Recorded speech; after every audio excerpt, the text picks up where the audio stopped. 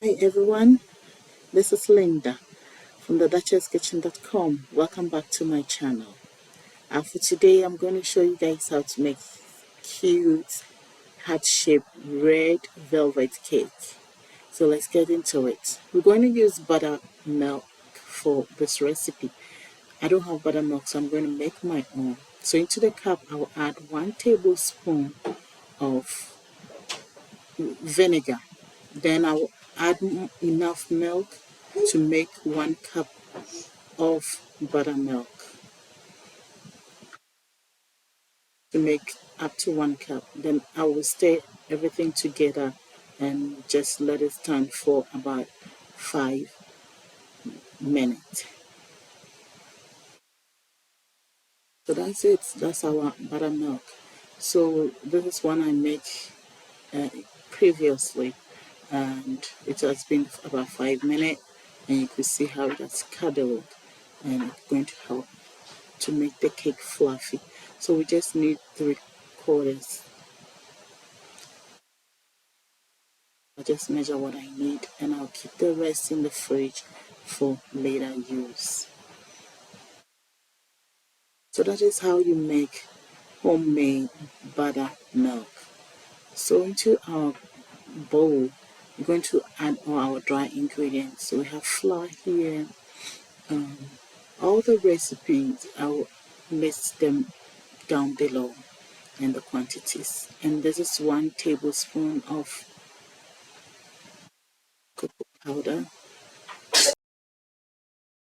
I'm going to add baking soda and baking powder. And finally, some salt. So I'm going to just sieve or sift everything together. And it has been whisked and set aside. So in another bowl, I'm making my liquid mixture, so which is sugar. I'm using olive oil. You can use any oil you want. 1 egg, and I'm going to add some vanilla extract. Then I'm going to whisk them together till the egg is well mixed. Then I'll add in my buttermilk. So this is our buttermilk. So you whisk everything together to well combined. Then we're going to pour it into our dry ingredients or dry mixture. Then stir everything together.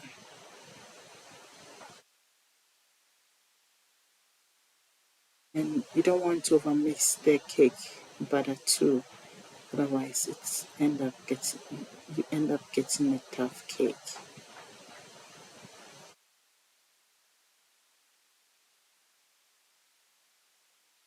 So this has been mixed, and some few drops of food color. I don't want it more red, but if you want it very intense red, add more as you want. So I'm okay with this color. So just set this aside, and I'm using a heart-shaped cakelet pan because it's for Valentine's Day. But it's important that you grease it very well so that you can easily take the cakes off after they are baked. What I'm using is a mixture of flour, cooking oil, and shortening mixed together. It makes a very good bake, baking pan release. I'll link the recipe below as well if you're interested. So all I'm doing is using a small ice cream scoop to scoop into the pan. Um, Now I'm going to bake it in a preheated oven 350 for about 10 to 12 minutes. Whilst it is baking, we're going to make our glaze. And for this, I'm using cream cheese, powdered sugar, milk, and vanilla extract.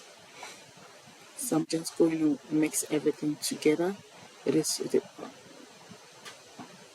so it is well incorporated and smooth. I'm starting with 1 tablespoon of milk. Add as many as you want to get the consistency that you have. I ended up using about 2.5 tablespoons, but as I said, depending on the consistency you want, you add as more milk as necessary. But if you want to pipe it, then you don't need to add the milk. You can omit the milk.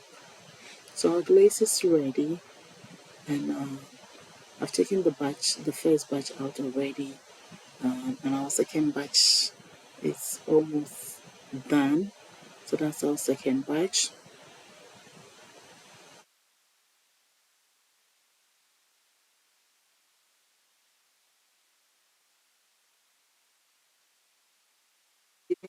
To allow the cake to cool completely before you dip them or pipe onto it or decorate it. Otherwise, all your glaze will drip down or the cake will absorb it. And my cake have cooled completely, so I'm going ahead to um, dip into my cream cheese glaze to work on parchment paper so that it can collect all the drips and it make cleaning easy.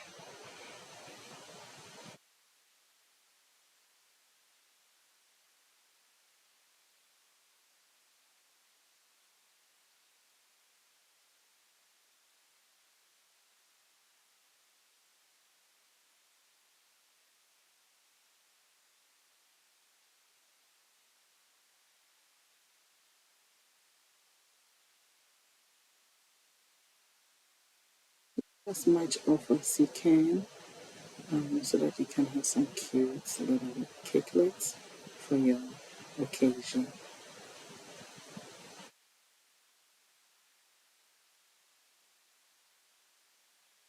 So now we've had enough dripping, and you don't want the icing to firm up before adding the sprinkles. You get to add the sprinkles quickly so that the icing does not firm up.